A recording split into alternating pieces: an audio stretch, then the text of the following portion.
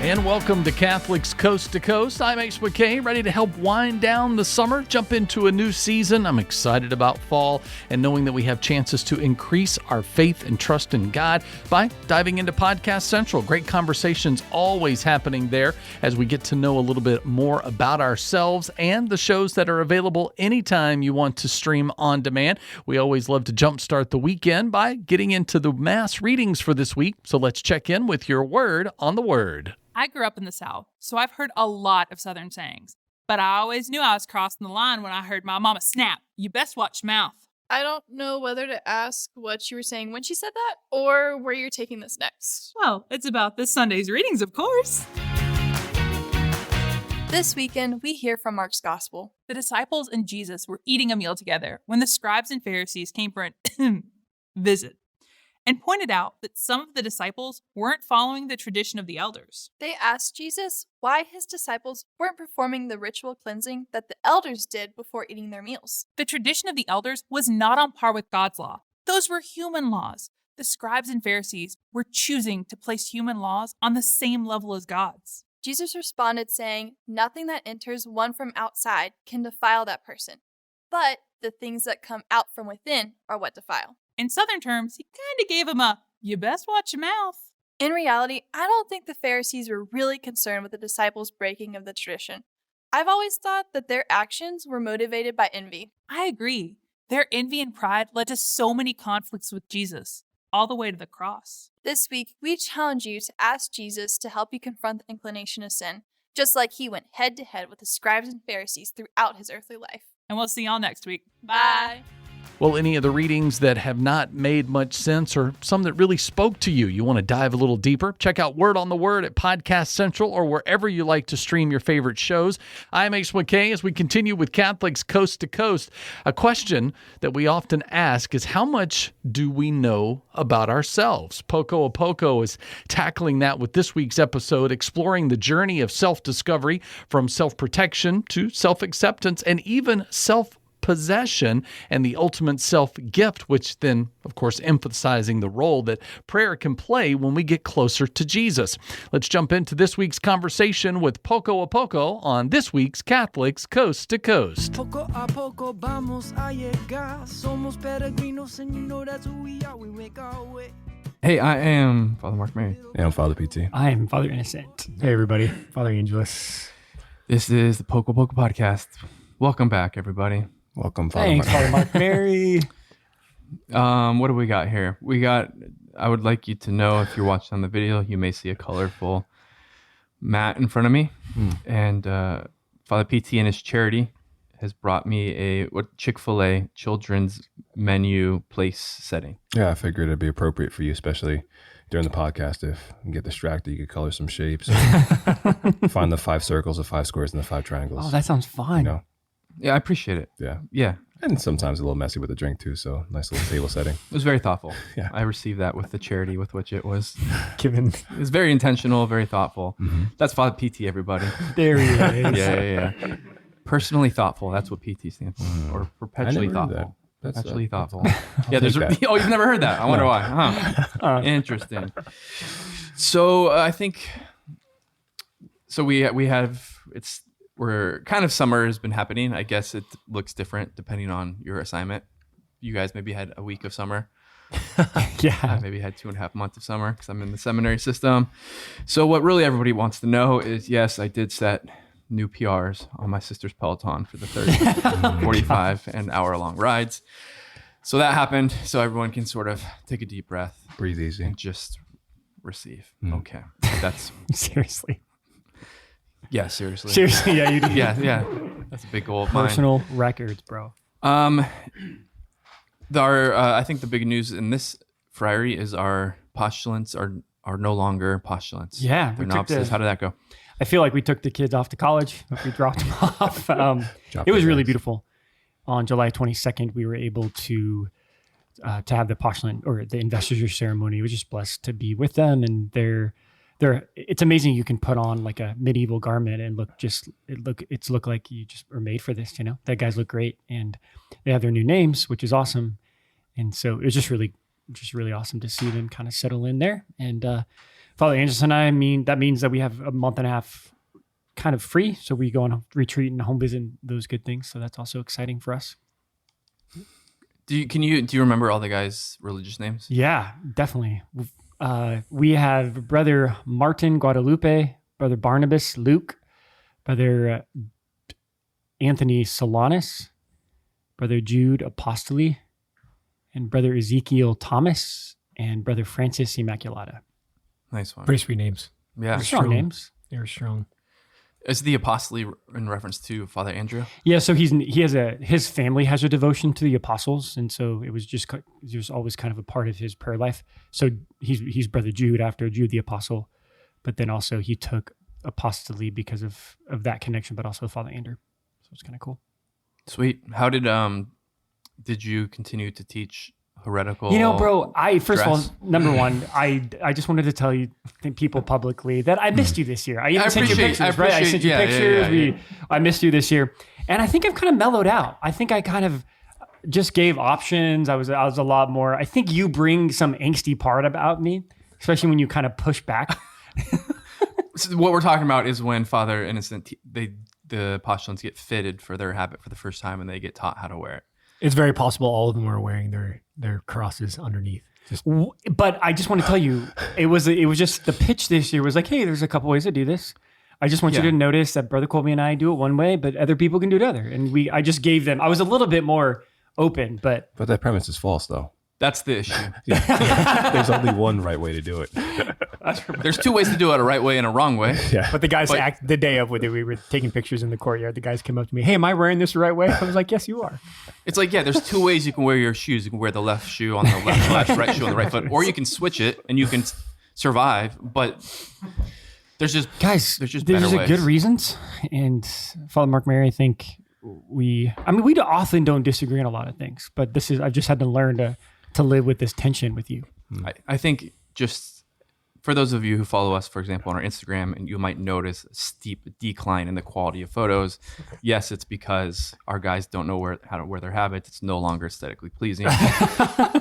We believe in the true and the good, but apparently not, not the beautiful in this house. And you weren't here for that. Yeah, but you weren't here. You were at home in California on the Peloton setting your PR. Is that what you call them? Is it like this? PR. I mean, that's what I know. That's what cool people call personal records, right?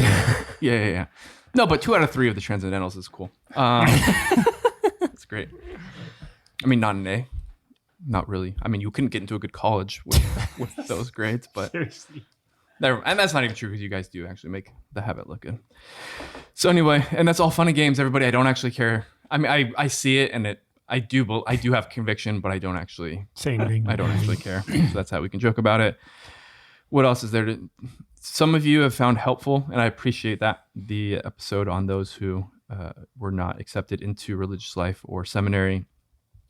I wish we would have foreseen it a little bit more. It was also seemingly helpful for those who were entered and then were sort of invited to not continue.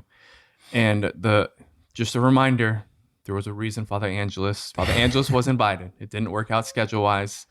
You may hear him saying out there, playing the victim. Playing the victim. As if we forgot him. He was invited. I'm not an expert in anything at all, but that topic could have been one that I could have contributed to. I talked to a recent, a religious sister who is their vocation director, and she found that episode really helpful. And the first thing she said was like, I just don't quite understand why Father Angelus wasn't there. Like, it was just funny because he's like, wouldn't it make sense that? But interesting.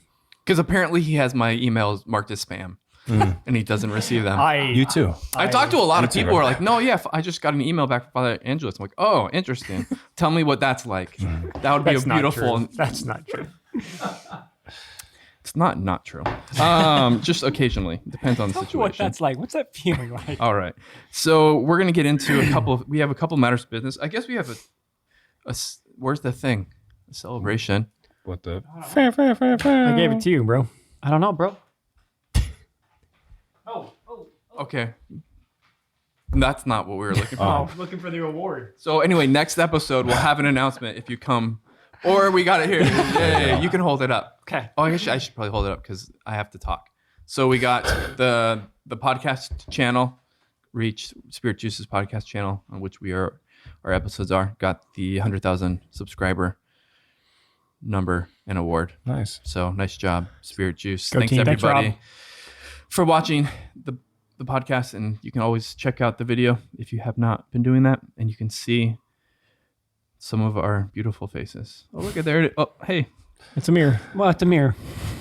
I was a little surprised. No comments on my tan. Been working hard on that. That's all right. Your PRs and Is this your PR for your tan? This could be a PR for my tan, bro. Man, we are just in a good season apparently. Bro, your summer has been treating you well. Yeah, we have. Right? I appreciate that. Everyone. That's enough. Yeah. We're moving on. Well, you We're have moving 2.5 months of summer. You know what I mean? Yeah. Yeah. I've been using it productively, I promise. I promise. Been doing God's will, I think. Okay, so here's the situation, my friends. A matter of business. The donations which allow us to continue this podcast, which like we believe has been a source of grace for a lot of people, is sort of bleeding. So anyway, or hemorrhaging. So just, because the reality is when we don't mention it, we lose 10 or 20 monthly givers, donors. When we do mention it, we go back up. So we haven't been mentioning it for a few months, and so we're down a couple 100, 150, something like that. So anyway, if you're able to support the podcast with a donation, we would be much appreciative of that. Or if you're giving a certain number and it's within your means to increase it slightly, that would be extremely helpful. And you can do that at spiritjuice.org/Poco A Poco. We are exceedingly grateful. And it helps a number of things, and it helps us be able to be here. And it helps some people. So thank you. And so what we're doing today is one of these things you might be realizing is it's like, okay, we keep putting out the friars themselves are creating resources and things like that. And so we've done a lot of studies. We did the Father book, that we did Brother Isaiah's album, Mysteries and Medicines. Hopefully we'll have something coming from Father Innocent and Father Angelus leading up to in the fall. I don't know how much information we can share about that. But what we have here is actually, it's connected to a little bit of the theme of the Mysteries and Medicines and the whole Brother Isaiah album, and sort of the Franciscan spirituality of the pilgrimage. And what we've teamed up with, actually sort of the team at the Monk Manual, which is a full circle moment, because before we decided to officially not do sponsors, I reached out to one who I thought like very much fit what we were trying to do. Because I was trying to make sure we didn't do just like random generic sponsors, but like missions that we believed in. And the one person or the one team I reached out to begin the conversation was the Monk Manual team. And so what we've done with them is put together a CFR/Monk Manual resource, which I'll talk about in a second, but also a prayer journal. And what these are, and for me, these are tools for the journey. On different levels, these are sort of resources to help us intentionally live, intentionally go about life, to make the first things first, and to live in a way that's healthy and holy and integrated. And also to sort of develop this self-awareness muscle, develop this prayer muscle, develop this capacity to be aware of what's going on in my own life, but even more importantly, more foundationally, like what's the Lord doing? What's the Lord saying? And I believe that these resources are going to help us live the type of life which allow us to do both. And so the first one, just so you know, this will just be a quick thing, and there is a reason for it. So what I'm holding up right here is the CFR collaboration Monk Manual, and this is the actual Monk Manual, and meaning this is the sort of traditional Monk Manual that we collaborated on. And again, like they have a theme which solves my dilemma. If you've heard me speak, I've struggled with the we're human beings, not human doings thing. You can all like disagree. I get it. When I say it to the Sisters of Life, they're like, well, okay, we're going to have to talk about that after this homily. But what they have is being and doing. And I think that's what I'm talking about. Like we're human beings 100%, and the primacy on who we are as opposed to what we do. But also we do have a mission and a life to live. And so this is just kind of a tool to help with that. And it's a discernment tool. It helps us to keep the first things first. And one of the beautiful things that Stephen, who kind of helped create it, talked about is it sort of is this integrated sort of method of like it integrates sort of the examine into our daily life in a way in which we can be aware not just at the end of the day what's going on, but throughout the day, just this greater awareness and intentionality about going through life. So this is the Monk Manual. A lot of you already use it. You can go ahead and check out the Monk Manual. You'll find it helpful. And again, this is something that it's not just a product we're pitching, but a tool that I believe could be exceedingly useful, especially in a world of dissipation. This helps to bring us back, to collect us, to live an integrated life, to live an intentional life, and to be aware of what God's asking me to do, what I need to be doing in a healthy way. So that's that. And then the second thing is this. It's called the Mysteries and Medicines Prayer Journal. And this is something I'm very excited about. It may be not to knock the Father book, not to knock the Brother Isaiah album, not to knock the CFR Monk Manual. This might be the thing I'm most excited about right now. And this developed particularly through my work sometimes here as a sort of a spiritual mentor at St. Joseph's Friary, a little bit in spiritual direction, some of my work at the seminary. This is just a tool to teach people how to pray. And the Mysteries and Medicines, the idea of it is, right, like we're going about life, like let's reflect upon the mystery and what God's doing. And so this kind of takes the ARR method of, what is it? Awareness, Acknowledge, awareness. Yep. Acknowledge, relate, receive, respond. Beautiful. And so, but it kind of breaks it down even more practically into like, so now we're talking about awareness. And so it has this sort of like these sort of reflection prayer prompts of, okay, like, what am I feeling? Why am I feeling it? Kind of going deeper of like what's below the surface, and then revealing it to the Lord, having the conversation and responding. And it just kind of goes through that very, very practically. And what we're going to, first, if you feel this, I'm excited about the Monk Manual. Have you felt that? It feels, I'm very excited about how this feels. This is like, it feels great. And I just want to use it just because I want to hold it.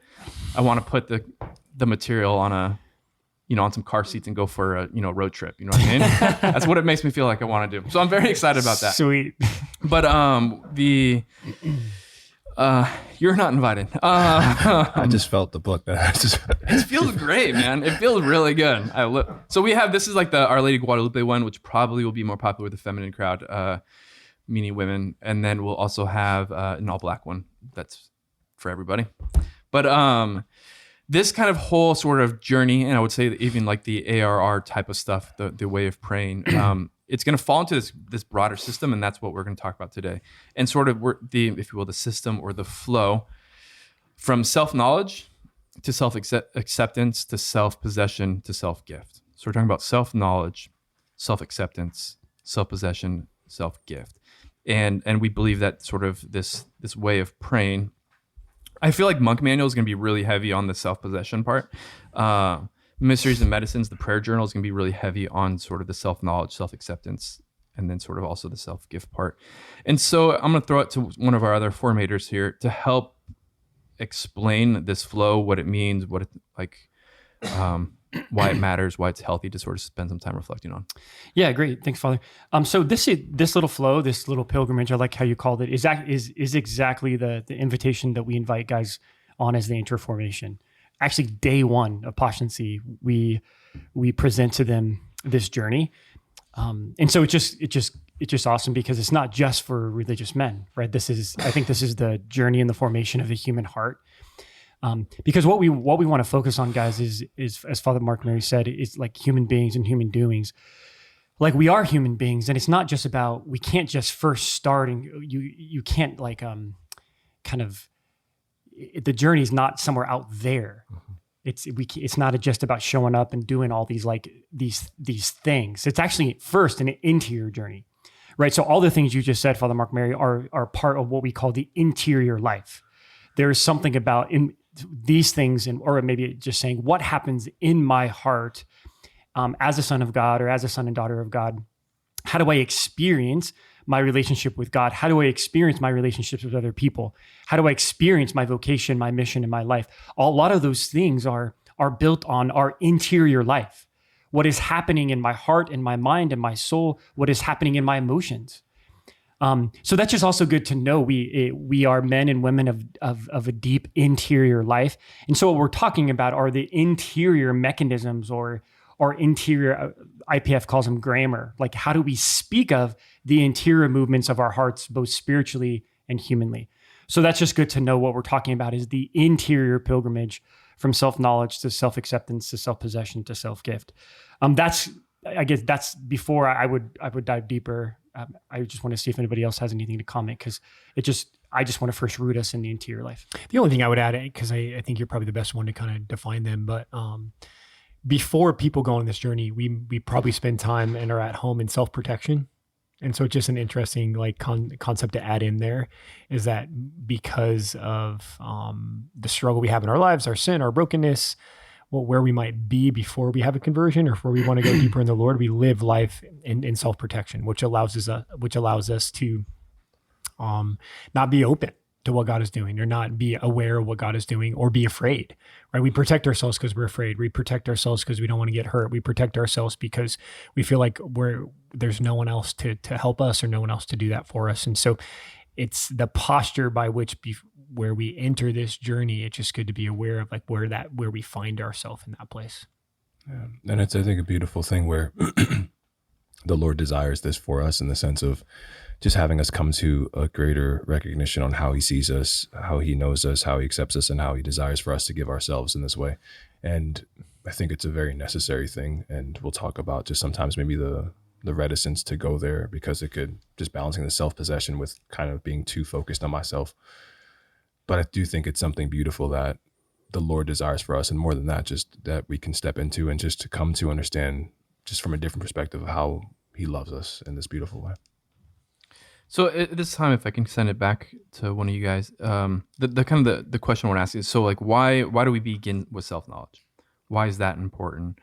And then also just with that is, how do we be men and women who like are aware of ourselves, who have this self-knowledge, but aren't sort of self-focused and start to make it about ourselves, particularly in our relationship?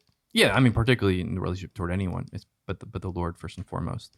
Yeah, so it's interesting. I'll start with that last point, because I was just talking to one of the to-be postulants. We have 8 guys that are going to come and join us in September, which is super blessed. And I was talking to one of the guys yesterday, and I send them, some reading to do, and some podcasts on story work and things like that to kind of start the journey before they get here.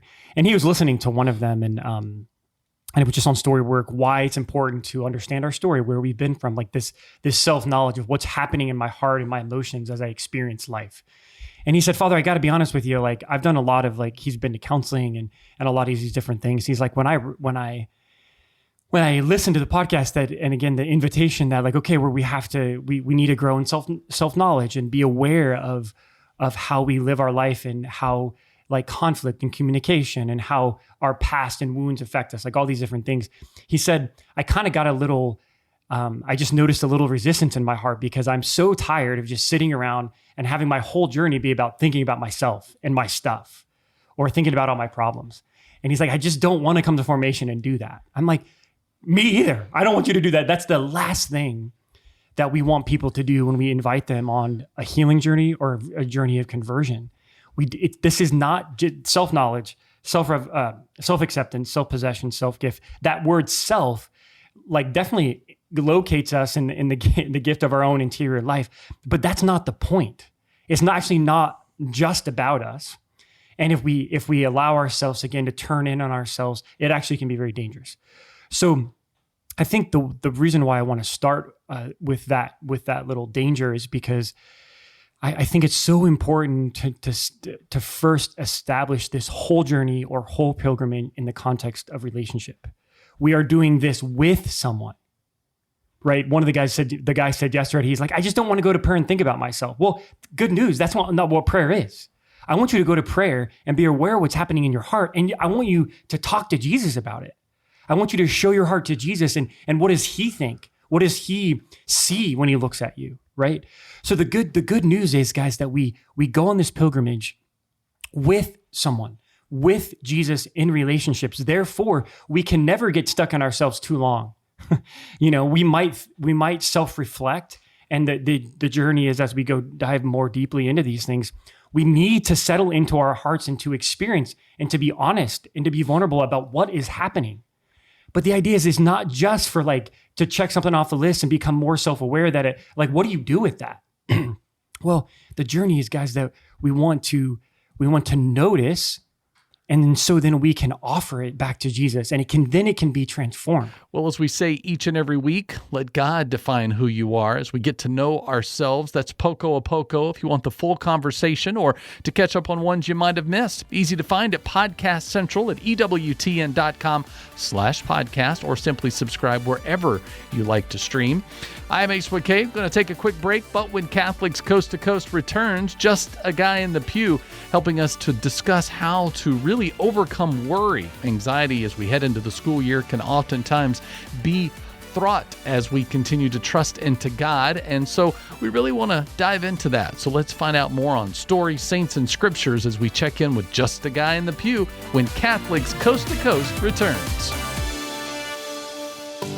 If it's central to the faith, you can find it on EWTN Podcast Central, featuring the best of EWTN radio, as well as faith-filled podcasts from our friends and affiliates across the nation, all in one place, all free. The destination for great Catholic audio programming is EWTN Podcast Central. It's like podcast heaven. Visit EWTN.com/radio/podcasts today.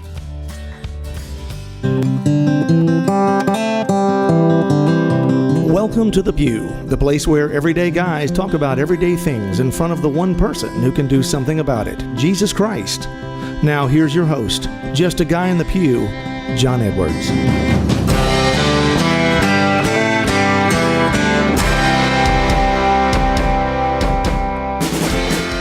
Well, welcome back to The Pew, everybody. I'm your host, John Edwards, and here across the table from me, as always, is my co-host and cohort, Victor Adams. Hey, John. Good to be here today. Man, it's good to be with you, too, dude. How you been? It's been a minute. Yeah, it's good. But we celebrated a good friend's birthday this weekend, so today's Sunday for those. Yep, so happy 50th, David. It's one day late now, but we did get to have that dinner with him, and I went fishing with him Saturday morning. We're going to talk a little bit about that today, but yeah, it's been a minute. You know, we had a show that you and I had done that was supposed to come out, and then the sound was messed up, so we're going to have to redo that one. But I know Paul George has been in here. We had the Eucharistic Congress stuff, so I'm sure people are like, oh, good, Victor's back in here, because it's been a few weeks since you've been with us. Thank you. Man of many words, Victor Adams. But, man, I'll tell you what, I'm excited to get started today and talking about what we're going to talk about. But first, Victor, I just want to share something with you because I know this is going to mean something to you too, and I want to share it with the audience. But I was at Mass the other day, at a noon Mass, and there was a lot of people there. And after Mass, one of the ladies walked up to me, and she said, "You don't know who I am, but I pray for you by name each and every day." And I said, "Well, you look familiar." And she said, "You don't know me, but you know my son." And she goes, "My son for years has struggled with addictions, painkillers, drugs, all this stuff. He got hurt on the job. We also had lost a child earlier in life, so he lost a sibling, and that's always been a trouble and a struggle for all of us, and especially him." And she said, he had walked away from his faith and all of these things. And she said, and I really was praying for him every day, but I felt like I was losing more and more hope that he would never be able to turn around and change. And she said, but then he found out about your men's group and started going to it. And she said, "John, it's changed his life." She said, "He's a miracle. Like he's going to church again now. Like he's going to your group every week. He's put down the pills and the drugs and the alcohol, and he's gone back to work." And she said, and there's just something in him. There's a hope in him that I didn't think I would ever see again in my life. And she just started crying and gave me a hug. And she said, "I pray for you every single day for the men in that group and for your ministry." And Victor, I just share that with you, one, because you're part of that group. I mean, you've been in there, and you've been in the room with this young man, and and he began to share not long ago about that struggle in his life. But yeah, the Lord has done that great work in him. But Victor, if we didn't have that group, no wonder where he'd be. Like, no telling where he'd be, right? I mean, it wasn't anything I did or you said. It was just the environment that's been created in our parish for men to be able to come and to be a part of something. And Victor, people ask me all the time, and she did too. She said, "What can I ever do to try to repay?" And I said, "Ma'am, what we need more than anything are continued prayers and support." Right? Victor, we're at a place now where we are busier than we've ever been. The demand for our work is greater than it's ever been, and we're at a place where we're going to have to bring on people. And the only way we can do that is if people support us monthly, right? And so that's why we're always talking about partners in the pew. We need people to come on beside us, whether it's $10 a month or $20 a month, $100 a month, whatever it is. Every little bit helps. And right now, more than anything, that's what we need, because where the demand is outrunning the supply, right? Like we've got to have more people. I want to bring in some guys. There's already some people I'm talking to be able to come in here and do some of these some of this work to go out into parishes and do the missions and the trainings and the launchings of these groups. So men like this young man can find a place where he can find healing and hope and restoration. That's what these groups are really doing. So folks, if you've been listening to this, if you're watching, this is why you should give. Stories like that. This guy had no hope in his life. His mother was almost out of hope, praying every single day for this young man. And then he wandered into one of our events, into one of our group nights, one of our 4 pillars, and he's been coming ever since, and his life is better. He told his mother, I'm never walking away from this again. Folks, that's what we do. It's Just a Guy in the Pew. We're going and starting these places where men can grow in their faith, where they can come back to the Lord, where they can get rid of all these addictions and vices and these things that have a hold on them. You can be a part of these places too. We can start them in your area, or you can give and help us start them in other places. So folks, hat in hand today, I'm asking you, if you're watching the show, if you've been moved, if you've been inspired, so many people send us those things, and I'm so appreciative of it. It means the world. But if there's any way that you could support us financially, that's what we truly, truly need. And that's what our prayers are for each and every day in the ministry, is that God will send us more people to support what we're doing, to partner with us in this ministry so we can grow and continue to help people all around this country. So folks, you can do that by going to justaguyonthepew.com. There's a donate button on the left side of the page, a little heart. As much as you scroll, it'll be right there on every page. So you can click that, or there is a donate support button in the menu items at the top. Go there, fill it out, and become a monthly partner in the pew. Again, you don't know how many lives you can help save by doing it. So thank you guys. Victor, I just want to share that because I know you and I hadn't really talked about that, and it was an amazing thing and a grace to have somebody come up and just say that. It's very humbling, and it just makes you realize like the Lord is doing great work here. So Victor, you're a big part of that in the podcast and our group each and every week. But today what I wanted to talk to you about was a subject that I think, again, it's something that's happened in my life. I know it's hit home to you, and honestly, if you're a human being, like you can't go through life it's without touched fighting you in this. some way. Yeah. And what it is worrying, right? Worry and anxiety. And the name of this episode, I mean, I haven't really quite figured it out yet, but as I was thinking about the show, I kept thinking, stop stealing from yourself, right? Or the waste of worry, right? So I don't know what we'll wind up calling it, but both those things are the point. And this came to mind. We mentioned David, his 50th birthday, and that was Saturday. Today's Sunday, so yesterday was his birthday. This will be coming out Tuesday, a couple days after his birthday. But you and I went to dinner with him Friday night. And Friday, we had a really busy day in the ministry. I mean, I was on the phone from like 10 in the morning till 5 o'clock in the afternoon with either booking more engagements, more conferences, more missions, leadership summits, all those things, working through with people we're already working with, just a lot of stuff. And there was a lot of different things too. Like some people called me and wanted to start partnering with these different larger organizations and, really like, hey, what if we did this and we moved all these things over here and you ran this and you did that and we partnered in this way, and all good things. But you know how it is when you're doing everything you can to just keep up, like, and then all these other things are coming at you too. You're just like, oh my gosh. And you start to worry and things, and your mind starts to be preoccupied. And that's all you think about, right? Is how are we going to support the ministry? How are we going to meet the need? How are we going to all this stuff, right? So we go have dinner, and even during dinner, like my mom wasn't shutting off. And then David said, do you want to go fishing Saturday morning? And I said, yeah, it's his birthday. Love to go. And again, sometimes I walk out in my carport in my garage and look at the boat that hadn't moved in months because we've been gone every weekend doing missions. And I started to feel anxious about that. The boat's paid for. Instead of feeling anxious, I should feel grateful that I have a boat instead of going, oh man, it's sitting there and I'm not using it and da-da-da-da-da.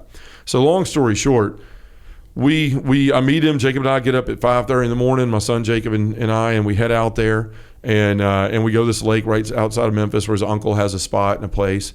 And there's trouble immediately. The trolling motor won't start. We have to rewire all this stuff. But we get out there. And it's a beautiful day. It's overcast. It's not like 100,000 degrees like it's been in Memphis lately. There's a breeze blowing across the water. We're catching some fish. But, man, I found myself just constantly thinking about work and thinking about ministry. People I got to call back and this and this and that. And instead of doing something I love very much, fishing, and has always been an escape, my mind was just like hammered in things. Like we weren't even speaking. Everybody was kind of doing their thing. And Jacob might get tangled up or something and talk. And I eventually put some music on. Well, we leave, at about 9:30. We fished about 4.5 hours or 3.5 hours, whatever it was, once we finally got in the boat and got going. But I was in the truck on the way home, and I was driving down the interstate with my son sitting there, and again, quiet and not thinking about anything. And all of a sudden, Jacob says, "Dad, like, are you okay?" He said, "We were sitting on the water, and like normally you're so playful, and you're picking at David, and you're picking at me, and we're laughing, but like you didn't say anything the whole time. And every time I'd look at you, you look sad, like you look just like you lost your best friend." And I just kind of smiled and just kind of laughed at his perception at 14 years old that he would ask that. And I just said, "Son, I'm anxious and worried over many things." And of course, I felt like Martha, right, when Jesus talks about that. But there's a lot of things going on right now, as I mentioned, in the ministry. They're all good things, but when we worry and we get preoccupied, like good things become not so good in your mind, right? You become burdened by things which are gifts. And that's what I was thinking about. I was like, man, years ago, I was praying for one speaking engagement, one parish to be able to help. And now, they're calling every day. And so, yeah, we're going to have to staff up, and we're going to have to do all these things. Those are blessings. But the devil gets in that stuff and causes you to worry. And really, what is that, man? I mean, what is worry and anxiety? It's the definition of worry is to give way to anxiety or unease, and to allow one's mind to dwell on difficulty. Or be absent from the present. Yeah. So, I mean, this is something that I know isn't only something I have to fight, right? I'm sure you have it. I know Angela is always working and worried about things, and basically everybody is, because we forget, that we're not supposed to worry, and we get mired down in it. We'll talk about what some of the saints say and stuff like that, and even what it means to worry and the processes of that. But that's what I wanted to talk about today. I'm sure you're familiar with it too. Yeah. Well, I mean, what you're talking about is kind of like it's the symptom of the what if scenario. Yeah. We're very good at playing out scenarios of what if, like, for instance, for a lot of us, 2008, the home crisis, the bubble burst, and a lot of people lost their jobs, a lot of people lost their homes. We were worried about that too, because I just left working at the VA hospital, where it worked into youth villages, and Christy just got her real estate appraiser's license. Oh yeah. And so, like, I mean, you get something, you work for 2 years, and studied all that stuff, got your license, and then all of a sudden, the worst thing in the economy, for a long time, boom, house prices go down. No one can really move on. No one can sell because things are just going bad for everything. There was worry then, but but the difference is, I think we had faith to know that even though we may have to cut back a lot on what's going on, we had faith that something God's intervention will happen. Yeah. And as many it's people easy to say, right? It is easy to say, like. Yes, because suffering is involved in that thought moment too. Worry also brings suffering as well. If it's something that hasn't already showed itself, we are very good at manifesting, suffering as well. But as many people know, my oldest daughter, and she's always told me that she, let her tell her story. She suffered with anxiety and panic attacks, still does. But she's able to kind of cope with it, and have a coping mechanisms, and realize that, this is a panic attack, I'm okay, I'm in a safe place, so and so forth. And if anxiety comes upon her, she realizes, okay, this is anxiety, this is only last a moment, it won't last for an eternity. Sure. And I think a lot of us have to kind of get to that same concept of saying, hey, I'm stressed out right now, but this feeling I'm feeling right now is only a moment. Yeah. And let me deal with the moment and know that, in the long term, this won't always be this way. Yeah. And I mean, you make a good point, because anxiety, worry, they can really just stop you dead in your tracks. Like if it's severe like that, it's just, you don't want to do anything. You want to isolate. You want to sit still. You don't want to, like, you're just, it can rob you of everything. Right. And this is what I meant by like calling it like stop stealing from yourself. Yeah. And I know some people can't help it. Like they just have issues of that they either have to be medicated or they have to go through a lot of counseling and things to learn, ways to deal with it. Yeah. I'm losing the phrase I was trying to say there, but like steps to be able to walk through when you're experiencing that and things. But man, it is, scriptures talk about this a lot and about worry itself. And the funny thing is, like, the word worry actually comes from an old English word. The root of it is actually wergen, is it's Wyrgan. I'm probably saying it wrong, but it originally meant like strangle. Like that's what that word meant, where worry is derived from. And man, isn't that the truth? Because like when you get to worrying, you become like a hamster on a wheel, Right, yeah. and it just, you're spinning and spinning and spinning and getting nowhere, and you start to feel like that overwhelming fear and anxiety, and that almost like you're just slowly struggling to breathe sometimes, right? Where you're just like, oh man, this all of a sudden everything in the world is coming down on me. And there's a couple of great saints, we always love to see what the people before us and the great saints have said about these things. There's a couple of them that have mentioned it and said different things. So like the first one, St. Padre Pio, he says, if certain thoughts bother you, it's the devil who causes you to worry and not God, who being the spirit of peace grants you tranquility. So right off the bat, he's saying, look, if you're experiencing worry and all those things, and St. Ignatius and all these different people with the discernment of spirits have said the same thing. Like these type thoughts don't come from God. Like God's not sitting up there going, well, let me whisper this in their ear and then watch them go nuts, right? Like that's not what God does. That's the evil one. And that's what he's always trying to do, because if you're worried and you're anxious, you're preoccupied, as you said, you're not present. And I certainly wasn't in that boat, and my son even picked up on it. Like, what's wrong with you? What's going on? Because I wasn't there. I was physically there, but mentally I was not. I was somewhere else. I was back in this studio over in that corner where I work, like in my mind thinking about all these things that I could do nothing about at the time, that I really was robbing myself of time with my friend on his birthday and time with my son, and things that I had been worried about I haven't been able to do lately. Fish. I was now fishing, but I couldn't enjoy it because I was worrying about other things when I used to be worrying about not being able to fish. And it's just a never-ending cycle. And the devil does that because he's constantly trying to rob, steal, and destroy. That's what it says, right? The devil comes to plunder, right? To take everything and all of our goodness. So St. Francis de Sales goes even further by saying, anxiety is the greatest evil that can befall a soul, except sin. God commands you to pray, but he forbids you to worry. He forbids you to worry. So saying that one more time, anxiety is the greatest evil that can befall a soul, except sin. God commands you to pray, but he forbids you to worry. And this is the hard part, because worrying just seems like such a natural human thing to do, right? It seems like there's always something to worry about. There's never enough money. There's, you never have enough time to do the job you need to do. There's, your kids are going to grow up and be gone before long. Like there's always something to worry about if you look for it. And the devil lays those breadcrumbs, and then he watches you kind of swirl down the drain as you enter into this sort of stuff. And it robs everyone of their peace and of the present moment. And so we're going to continue to talk about it a little bit, but yeah, I mean, what do you think about all that, what the saints are saying, and even that word strangle? Well, that's the thing, is like, when something's being strangled, the lack of oxygen, right? Yeah. So when the lack of oxygen, if you want to assimilate that into a lack of hope, when you're worried so much about something, then anything of hope or anything of joy is removed from that situation. For a lot of us, we have stresses every day. I mean, like you see, financials, like, will we afford Ella to go to school? We did with Lily, we were able to do, a lot of things to get her where she is now. Will we have enough for retirement? I don't know. It seems like every time I hear a financial advisor goes, you need this amount of money to retire, I'm like, or my 401, like advisors, like, you need to put more in. I'm like, yeah, but I don't trust the stock market, man, because it goes up and down so much. It's like, I lose, almost feel like I lose more. First I got to get more. Right. Yeah, no, it's like, why do I lose more than I feel like I'm making? How do you become a millionaire? First, get $1 million. Yeah, that's right.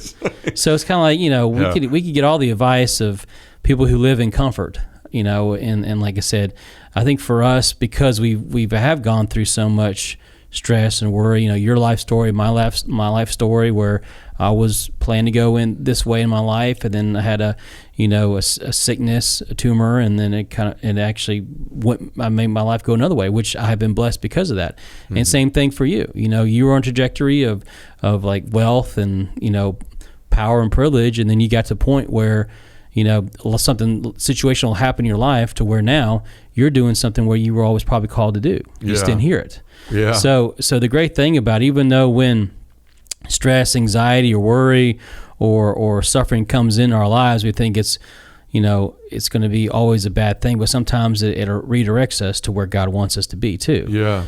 But that's the thing I think the saints are saying, is that when it's obsessive anxiety, when it's something that it just is so overwhelming, then you have to be careful, like, where's the voice coming from with that? Yeah. Is that something that, is pulling you away from God or pulling you towards God? Yeah. And that's why I thought it was so interesting. Like, I love researching stuff like this for the podcast, because I was like, I wonder what the root word of that is. And it's like strangle. Yeah. Like, dude, that is the truth. Like, it strangles you. Like, worry strangles you, man. That's why people have heart attacks. I mean, that's why we overeat. That's why we drink. That's why we, it's like the devil putting you in a sleeper move, Yeah. wrestling, Yeah, that's right. Father Martel would love that. Yeah. But yeah, it does. Like, and it starts to rob you of everything. And it not only strangles you, it strangles those around you. Because when you're worried and you're stressed, like, you're angry, like, because you're fearful and you're afraid, and that's what it all leads to. And we'll talk about that in a second. But like I know when I'm worried and anxious, like, I'm not the nicest person to be around. Like, I'm short. I answer my wife and kids short. I get like, well, what do you mean? Like, that's a simple thing. Why did you ask that? Like, you should have been able to figure that out. Like, stuff I don't usually say and do. And it's usually when I'm worried and stressed out about something, and so that's why the devil does it, because if he can get to you, the head of the family, the father, the provider, and all the stuff we've been told as men we're supposed to be, and inside we're dealing with our own inadequacies and the fact that we're not providing the way that we wanted to, or this or that, you start to worry. And then what do? Once he takes out the head of the family, he uses you to go and alienate everyone else in that fear and in that worry and in that concern. And so I wanted to talk about that a little bit, like how it strangles you. And I was thinking about this is going to sound funny, but in the shower this morning, or last night, I was just like, man, I really like this idea. And then I started thinking, I was like, almost busted and broke my head getting out of the shower to get a pencil and write something down. But it really starts with this. Like, where does worry start? It starts with a lack of trust in God. It really does. When we start thinking about something and our mind starts going down these pathways, and next thing you know, you're in some Armageddon scenario, like in your life. And it's because you're forgetting that there's a God who loves you. Right. And there's a God who has a plan for your life. And there's a God that if you're giving your life to him and you're trusting him, that he plans nothing but for your good. Right. He created you. Right. He created you for a reason and purpose. He loves you. Yeah. Why would he allow the worst thing ever to happen to you? In a sense. Yeah. I think we have to realize that he doesn't wish anything bad. Oftentimes we do the bad things to ourselves. Yeah. And it's like he says, like Jesus says, like, what kind of father would hand a man a snake when his child a snake when he asks for a fish? Yeah. Right. It's that kind of thing. But that when you have that lack of trust in God, and you don't even realize it, it's like, well, no, I love God and I go to church and all those things. Yeah, you can do all those things and really not trust God with your life. Every single one of us struggles with trust. Surrender is the hardest thing to do in our faith, is to fully surrender. But you have to learn to trust God. And in those moments, you're like, that's when you can go, okay, you know what? God's never let me down. So why would he this time, right? Things may be difficult, but he's not going to abandon me, right? Again, Jesus leaving the 99 to go after the one. Like, he even knows the hairs on your head, all those things. And we'll go through some Bible verses here in a minute. But it starts with this lack of trust, which leads then, like, when you don't trust God, you think, oh, well, God's not going to, I don't know if he's going to handle this or not, so I need to step in. So that lack of trust leads to a retreat towards self-sufficiency, right? Like, I have to figure it out. I have to do it myself. And when you get in that mindset, then you start to figure out, oh man, I can't do this myself, or this isn't in my control. And what can I do about it? And I can't see the future. And you start to worry and all those things, which eventually leads you to, oh gosh, I can't figure it out. And I don't trust God. Now I know I'm not enough now. And then that inadequacy that's in all of us starts to rise, and the devil starts to play in that. And you start thinking like, man, I'm inadequate. I can't do this. That leads to fear. Right? I'm afraid. Like, I don't know what's going to happen. I don't know how I'm going to pay for my daughter to go to school, or Jacob to go to school, or I don't know what's going to happen in this ministry. We lost some donors last month. So what's going to happen now? We really needed that money, and how are we going to make that up? And like, all of a sudden you get fearful, right? And then you get scared. And when you get fearful, what do? You worry, right? When that fear hits you, then you start all those questions: what, why, how, when. All those things start to come to mind, and it starts to just take over, and it causes it leads to a loss of peace and joy and presence, and you wind up losing your grasp on the truth. And that truth is that God will never abandon you. Right? When you lose that idea, you lose your gratitude too. And that's what I was thinking in that boat, and when I was telling Jacob in the truck. I was like, son, I was really preoccupied. And I said, it doesn't make sense, son. Because every time I've ever been worried in the ministry, like, I started this nonprofit, we had no money. I gave like $2,000 to lawyers, started. I had no money. I was sitting on the floor for weeks going, okay, God, I got a nonprofit. I'm not working. There's no money coming in. My family's suffering. Like, what? Come on, man.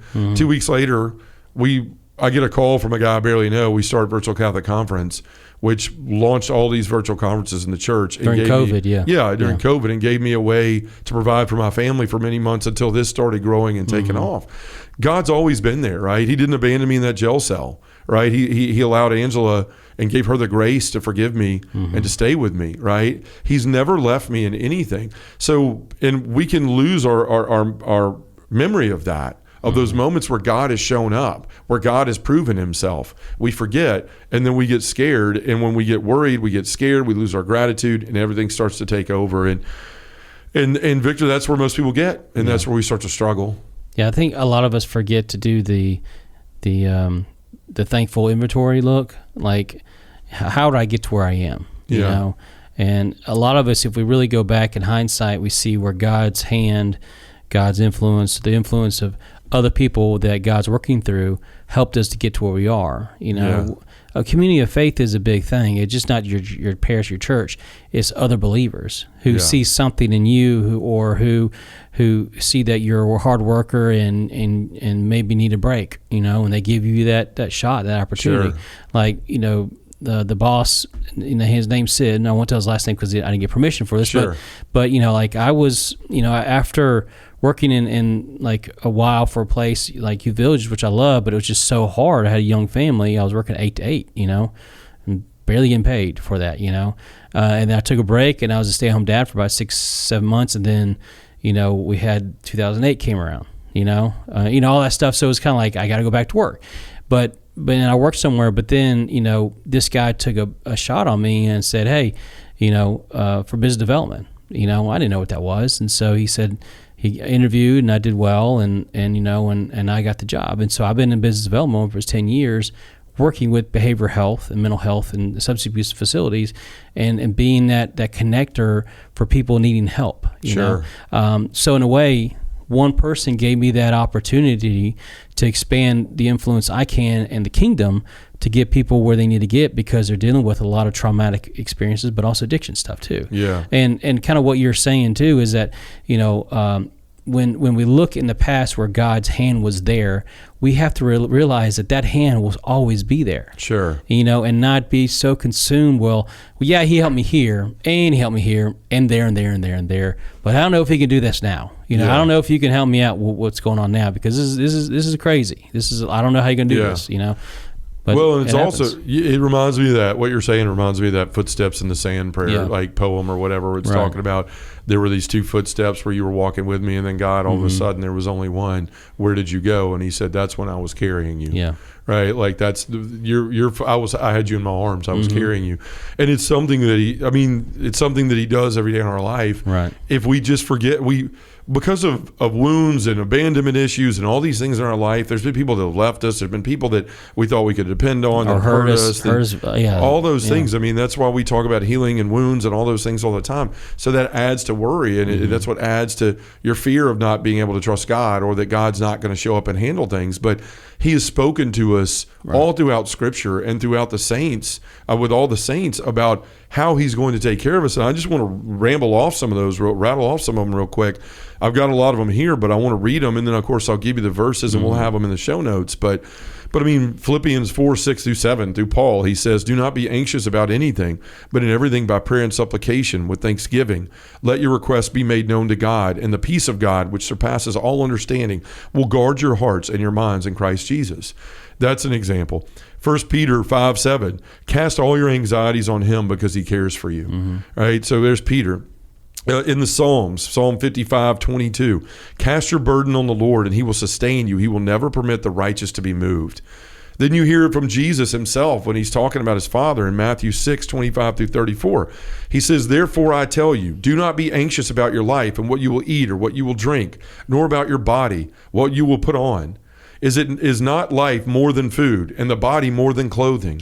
Look at the birds of the air. They neither sow nor reap nor gather into barns, and yet your heavenly Father feeds them.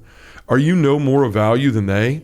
And which of you, by being anxious, can add a single hour of its to his span of life? And why are you anxious about clothing? Consider the lilies of the field, how they grow. They neither toil nor spin. Yet I tell you, even Solomon in all his glory was not arrayed like one of these. The power of community, the challenges of ministry life, and the importance of prayer. Great stuff to overcome worry and anxiety this week with Just a Guy in the Pew. If you want to hear the full conversation or catch up on what you might have missed, always available at Podcast Central. Go to EWTN.com/podcast.